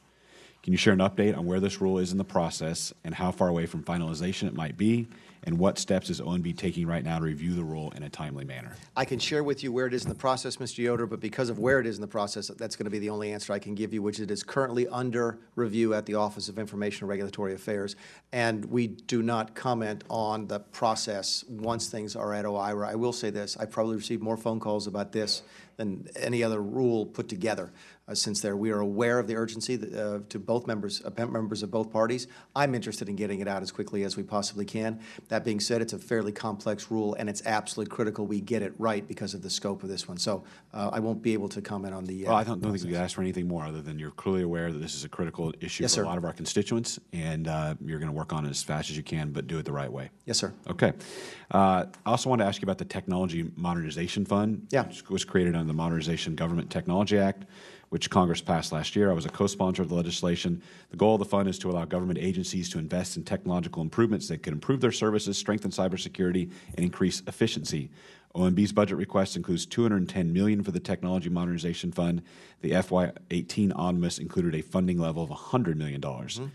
Your agency released guidance in February with information from agencies on how they can apply for these funds. Can you just give the committee an update on the progress of this program, as it is, we know it's in its early stages, and what types of projects have applied for the funds, and what outcomes are you hoping to see from a successful deployment of the TMF? Yeah, and actually, I'm not going to punt on this, but the woman in our office who actually is sort of running that is sitting behind me, so I encourage you after the meeting to grab her and get the specific details. I think we've identified 3 programs so far?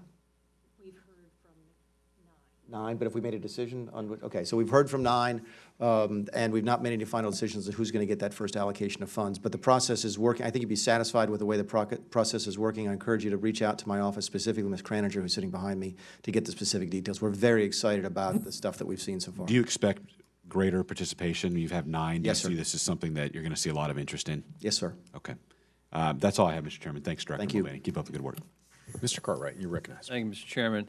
Mr. Mulvaney, I want to talk about a couple of things. The first off is that the new tax plan is going to add over $1 trillion to the annual deficit. And from your budget, it's pretty clear what you're trying to do is that you're trying to offset the additional deficit by cutting programs that are important to the American people, programs like Medicaid and SNAP, and completely eliminating some programs such as LIHEAP, the Low Income Heating Assistance Program. which Americans depend on daily. Of course, LIHEAP was started by Congress in 1980. In 1984, so that it wasn't just about helping northern climates. We included assistance for cooling bills for Americans in warmer climates in the South. This is an enormously important program, Mr. Mulvaney, and the budget that you wrote eliminates LIHEAP. And I mean, I come from a northern climate in northern Pennsylvania. I have Monroe County, Pennsylvania, has 3,495 homes that got LIHEAP assistance in the winter of 16-17. Lackawanna County, where Scranton is, had 6,573 family homes assisted by LIHEAP. Luzerne County, 11,803 homes in that winter were assisted by LIHEAP. Do you really mean to cut these people off and leave them shivering in their homes? A couple of different things, Congressman. You mentioned that the new tax plan added $1 trillion additional deficit this year. That's actually the total budget, the total deficit is going to be roughly that number. So clearly the tax plan by itself does not account for 100% of that. Spending makes up a good portion of that. Regarding LIHEAP, you're absolutely right. It was started in the 1980s, and our understanding is that almost every major utility provider in the country now has protections for folks, just the folks you just mentioned, to make sure their utilities are not turned off in the wintertime up north and not turned off in the summertime down south. So to a certain extent, the need that existed in the 1980s no longer exists. Finally, you didn't mention it. You mentioned a couple thousand people in each of your counties, and I absolutely respect that. I represented a relatively poor area of South Carolina. You didn't mention, I think, the 11,000 dead people who get LIHEAP.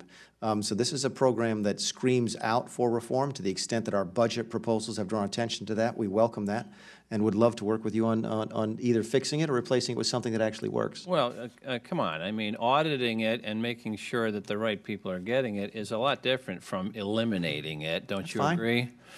All right. I want to shift gears. I want to talk about infrastructure for a moment. Sure. Your budget addresses the much talked about infrastructure plan by proposing $200 billion of federal spending, which you believe will spur $1.5 trillion in investment from state and local governments and private firms. But the bald reality is that many states cannot afford their mandated match under your plan for federal infrastructure funding. That would cost states $6.50 for every single federal dollar invested.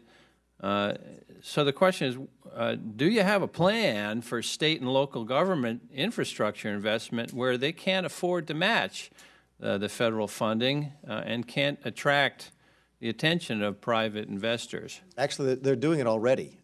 State, local governments account for about 86%, I think, of of total infrastructure spending. They're doing it already. What we're offering them is a way to leverage the money that they are already spending. The classic example I give is of a road. Let's say in your state that cost $100 million, and the state has figured out a way to raise $80 million towards that $100 million road. If we can kick in at the federal level the additional 20, that road will get built. That's a 4-to-1 ratio. That's a really good return on the federal money. Your road gets built. Everybody's happy. So that's one of the fundamental underpinnings of the proposal. Mr. Mulvaney, over half of state governments saw their revenue fall below projections last year, and they are not financially well off enough to match government spending the way your infrastructure plan envisions. And again, they're already spending the money. And someone just handed me a note. They're absolutely right that the rural portion of the program, which I think is a full 20%, which is $40 billion, is 100% federal. Keep in mind, Mr. Carter, I apologize. I forget where you're from. Is it a rural part of Pennsylvania? Is there a big city in it? Northeastern Pennsylvania. Is there anyway, the matching portion of the infrastructure, which you just mentioned, where we leverage federal dollars, is more aimed at the urban areas where we can monetize infrastructure. infrastructure. We're talking about bridges, toll roads, ports, that type of thing. In the more rural areas where I used to represent, you may represent, that's 100% federally funded. So we recognize those realities. We're just trying to figure out a way. Listen, what we're doing now doesn't work, and just throwing more money at it doesn't work. My guess is you voted for the stimulus package during the previous administration. It did not work. We need to figure out a way to actually build the stuff that people need, and we think we've done an effective way of proposing that. Mr. Chairman, I yield back. Thank you, Mr. Cartwright. Mr. Mulvaney, I'll have another quick question. Mr. Quigley may, and then our understanding is that the ranking member of the full committee is on her way and wanted to ask a question. If it would be possible then, before she gets here, to maybe take a 2-minute break, that would be lovely. Happy to do that. We can, let me give you one question to think about during your break, and regards chimps. Okay. Oh, goodness gracious, yes, all right.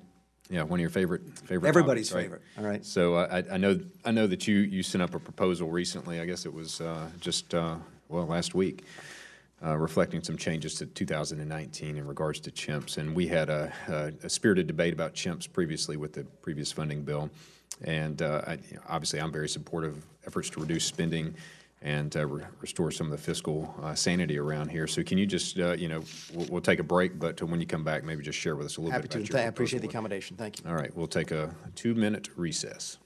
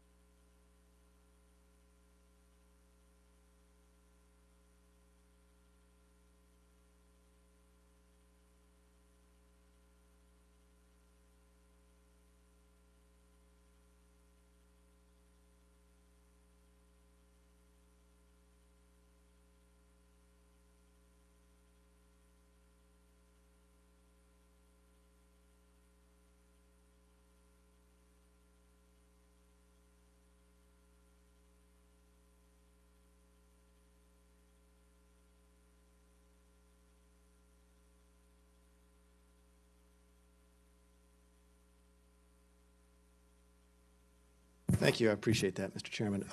Always happy to accommodate. Chimps are, I remember learning about them when I was here, and it's one of those wonderful parts of Washington Bureau speak that no one really understands outside of here. In fact, most people here don't understand what they are. Here's how I explain it to people and why we put them in the budget. It's hiding spending, right? I mean, it's a way for us to spend more money than we want to tell people that we're actually spending, and I just don't think it's a good practice. Did we get rid of all of them in the budget? No, it's actually very difficult to do that. Did we look at things like the Crime Victims Fund, which I think is the largest chimp that we use together on an annual basis to sort of move money around?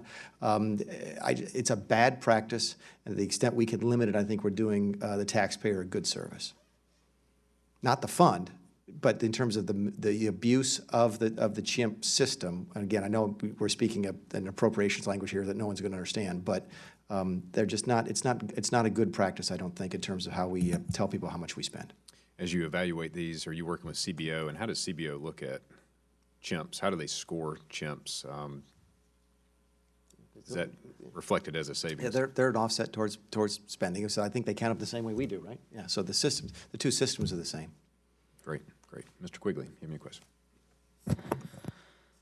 Thanks again. I appreciate. We're Yes, sir. Waiting for our ranking member of the full committee to come back, and just a couple quick questions before then. As you know, last August, the administration reversed the previously approved EEOC collection of pay data, a collection that was the product of a 6-year process which included multiple lengthy public notice and comment periods. This was the pay transparency requirements. The requirement in question stated that companies with 100 or more employees report how much they pay their workers by race, gender, and ethnicity.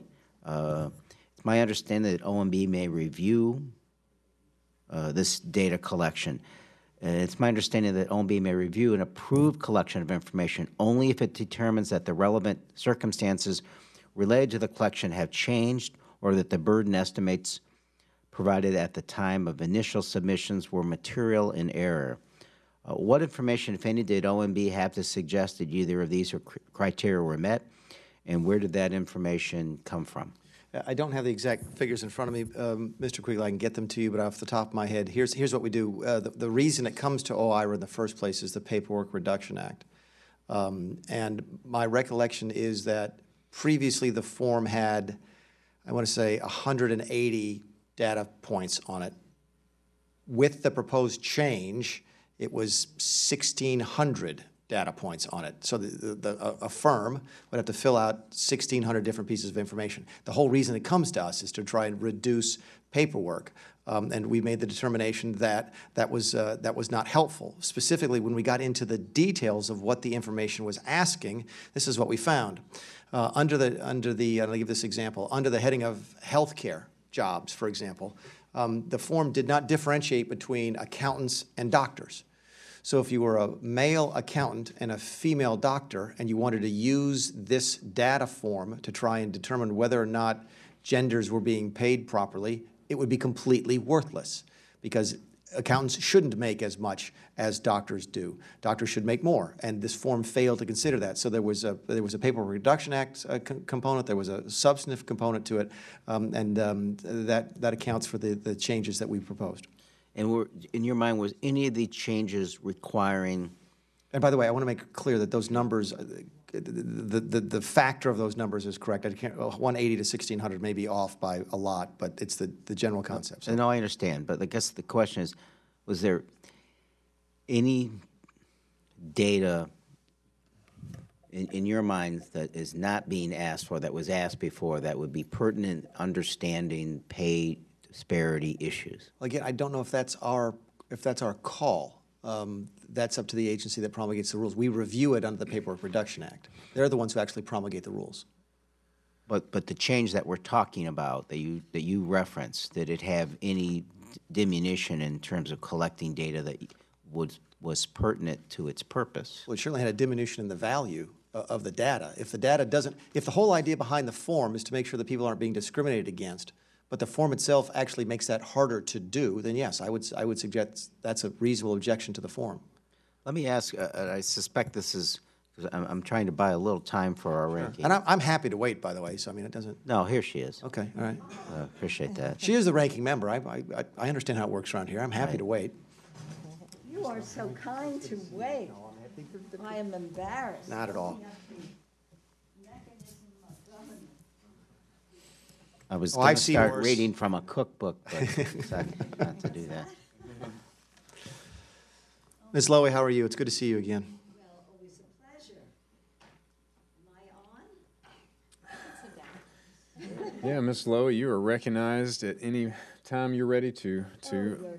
ask a question to the director. And I do apologize. There's so many hearings going on at the same time. If anybody can understand that, Ms. Lowy, it would be me, since I've been in the same shoes, but I'm happy to answer your questions. Well, you're very kind, and I thank you. Thank you, Mr. Chairman. Okay. Director Mulvaney. Yes, ma'am.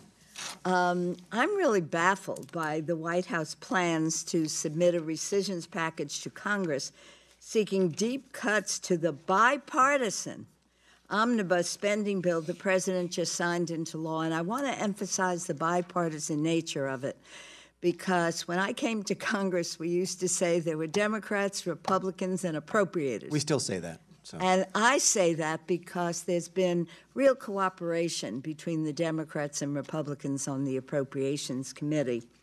In fact, the first media reports on this emerged within days of the president's signature, which I find particularly outrageous. After all, the White House had plenty of opportunity to weigh in during the lengthy negotiations. We keep hearing the administration's objection is fundamentally about the sum of dollars being allocated toward non-defense discretionary funding. This figure, as you know, was in the spending agreement and signed into law by the president just a few weeks earlier. So I must say this whole exercise seems to me a bit bizarre. We have a responsibility to the American taxpayer to provide federal agencies with regular and certain budgets so they can adequately execute their missions in an efficient and transparent manner. So by proposing to rescind funds that have just been distributed, seems to me you're causing an even greater degree of chaos and confusion for the agencies. It certainly isn't a good way to govern. So, in fact, I was just talking to Chairman Frelinghuysen. We were talking about the next round, and I said, just give us the 302Bs now when we can get it all done earlier. So a couple of questions. Was the president aware of the details of the spending agreement and omnibus negotiations before signing them into law? And if so, how can the president pretend the compromise was new to him? And if not, why is no one in the administration properly briefing the president of the United States? Certainly. Thank you for that question. Let's go back to how this happened. Certainly, we knew the top lines. We knew the top lines for several months because we'd agreed to them in the so-called caps deal. I think it was in January or late February, early February. I can't remember when it was. But in fairness, Ms. Lowy, we didn't actually see the bill until, I think, Wednesday night, and y'all voted on it on Thursday. The details, ma'am, the details are what... It's just this big. It was only 2,000 pages. Yeah, so that's... You didn't hear the president complain about the top-line numbers. You heard him complain about some of the individual line items, and that's what rescissions are designed to go after. Keep in mind, he also said, look, he's signing this because he likes part of it, but he said on the day that he signed it that there were things that he didn't like. Rescissions, and I'm not familiar with how long you've been in Congress, but if you may have been around the last time we used to do rescissions here all the time. Both parties did. Presidents of both parties have done rescissions. In fact, the first president not to do one was George W. Bush. Now, President Obama didn't do one either.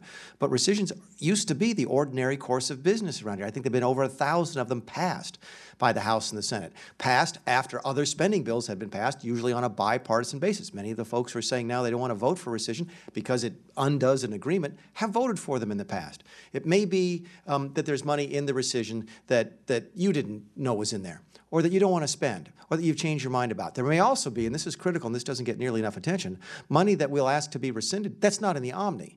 There's carryover funds to this millions of dollars, if not more, from previous years that we might just say, look, the need for that money being spent is gone. Times have changed. We have new priorities. Let's rescind that money. So there's a bunch of different ways to look at a rescission. I don't think you can look at it through just the perspective that you've offered. There's an opportunity here to simply revisit it.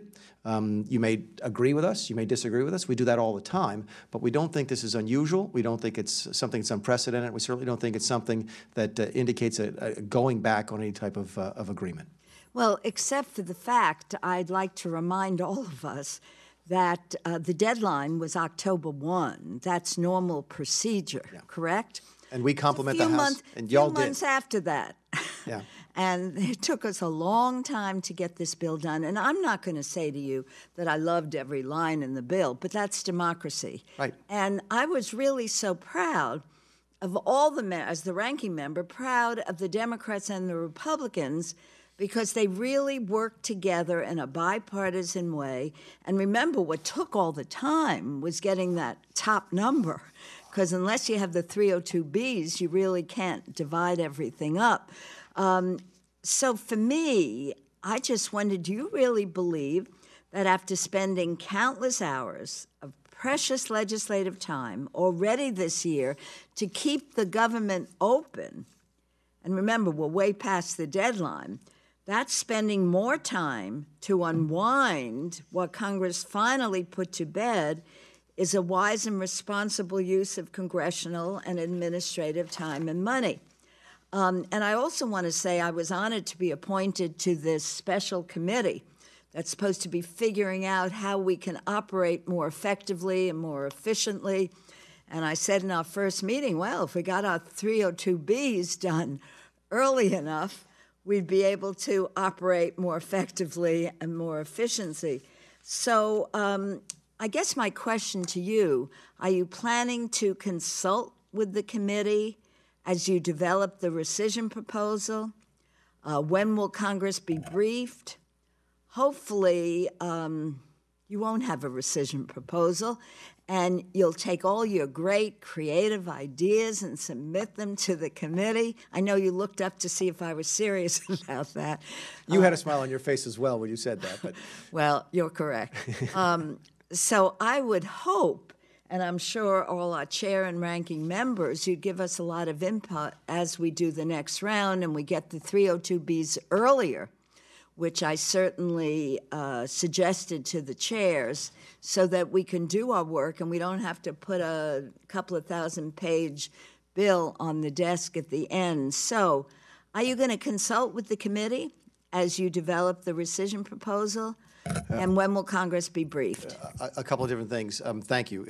I didn't realize you were on the committee. I assume that's the Committee on Budget Process Reform, which we absolutely welcome. We recognize the fact the House actually did its work last year. I think you all passed all 12 of your appropriations bills.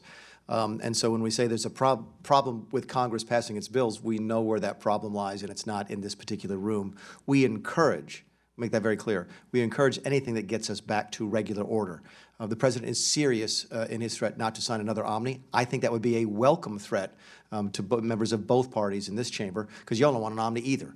As you mentioned, you didn't like the whole thing, and that's the nature of compromise, but I think we all agree that omnibuses are not, omnibuses are not the way to run a government. I always laugh when folks ask me about keeping the government open, because I was in the unusual circumstance several months ago of being the one trying to open the government with a lot of folks who accused me previously of wanting to shut down the government, having those folks be the folks who actually voted to shut down the government. I don't know how you voted on the CR during the government shutdown, but there are a lot of folks who the roles were reversed, so to speak. It's always enjoyable to talk about that, to see some of my Democrat friends vote to shut the government down. We do think it's a good use of time. Again, it was a good use of time under previous administrations. We do look forward to working with the committees. I've already started to talk with the House leadership about this. It's probably too early to come to the committee specifically, but we will work with you. We don't have to, by the way. The law doesn't require us to do that. We can just send it to you. And if we send it to you, I think we can freeze the spending for 45 days.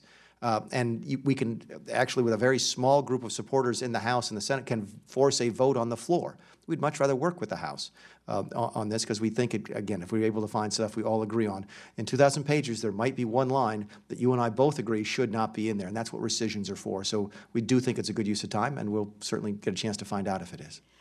Mr. Chairman, if I may ask one of the questions, since you were kind enough to wait for me to come back from another hearing.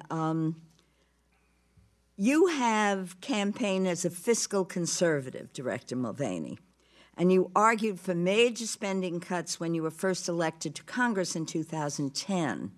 In 2013, you even supported major budget cuts to offset the emergency disaster relief package passed for areas like mine, which were ravaged by Superstorm Sandy.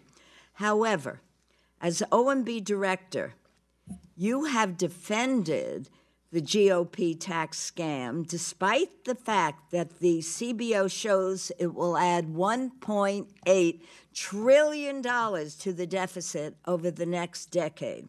And you defended a repeal of the Affordable Care Act, which would reduce health insurance coverage nationwide and increase the deficit. And you offered a budget which doesn't even attempt to balance. I'd be interested, if you want to share it with us, why have your thoughts on this issue changed so dramatically, and we still haven't fully met our obligations to areas recovering from natural disasters? In fact, I listen to NPR every morning. Maybe your choice of stations is different. I've listened to NPR before, ma'am. That doesn't bother me. No, I'm just saying that I was really upset this morning because they were talking about Puerto Rico and how the electrical grid still isn't up and there's so many homes that still are not functioning. So I wonder, are tax cuts more valuable to you than relief for areas suffering extreme damage after a natural disaster strikes? Let's talk about the tax cuts and we talk about supplemental very quickly. I saw the CBO report. I'm going to encourage you to, and we talked about this before you here. I apologize for going over it again, but they make some very pessimistic assumptions about economic growth, the health of the American economy beyond out about 2 years. They tell us we're going to go back to the 1.8, 1.9% growth. That accounts for a lot of that $1.8 trillion deficit you talked about. And what I think a lot of folks overlook is that if you actually look at the revenue flows year by year, by the 10th year, even under the CBO numbers, we're generating more money than we would have before the tax bill. So the tax bill is actually generating new money to the government. Even the CBO, with its low assumptions on growth, projects that the American economy will be $6 trillion larger at the end of that 10-year window than it otherwise would have been. That's huge. That's bigger than most. That's bigger than most countries. That's just the addition brought on by our policies. So we absolutely do defend the tax bill and think that it's been a tremendous benefit to the American people. Most folks are much better off than they were before it, and we're welcome to defend that. On the Puerto Rico issue, goodness gracious, Ms. Lowe, I think that the total buyout was, the total supplemental emergency funding for disaster relief was over $100 billion. Money has not been the difficulty. I've just got to hand it out. 96% of customers have power now.